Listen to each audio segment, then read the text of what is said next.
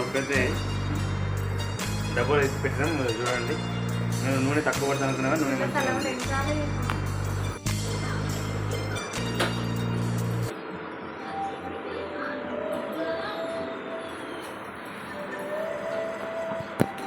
తొక్కు పెట్టి ఈ రోజుకి 3 రోజులు అవుతుంది.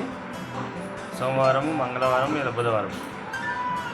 నూనె కూడా మంచిగా పేరుకున్నది. అంటే మేము వేసిన ఇంగ్రీడియంట్స్ అన్నీ కరెక్ట్గా సరిపోయింది అన్నట్టు.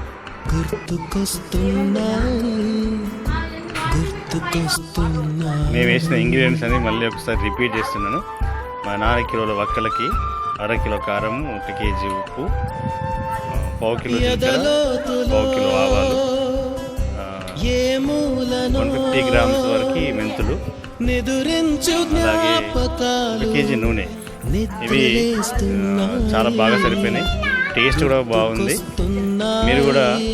మీరు తక్కువ పెట్టినట్టుంటే మీరు కూడా ఇలా ఇంగ్రీడియంట్స్ 1 కిలోకి 1/2 కిలో సాల్ట్, 1/2 కిలోలో సగం కారము, ఈ లెక్క ప్రకారమే, అంటే జీలకర్ర కానీ మెంతులు కానీ ఆవాలు కానీ ఈ లెక్క ప్రకారం పోసుకోండి.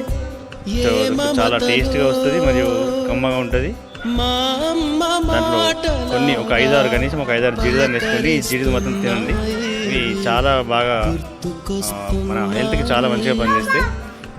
మీరు ఈ వీడియో చూసిన తర్వాత నాకు కామెంట్స్ చేయండి. మీరు తొక్కు పెట్టుకుని ఎట్లా ఉంది, మా తొక్కు ఏ విధంగా ఉంది అనేది కామెంట్స్ చేయండి.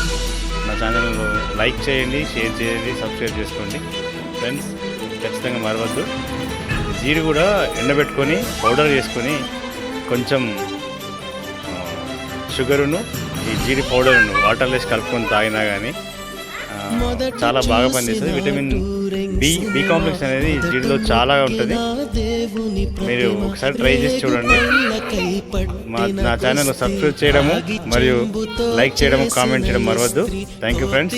Thank you all.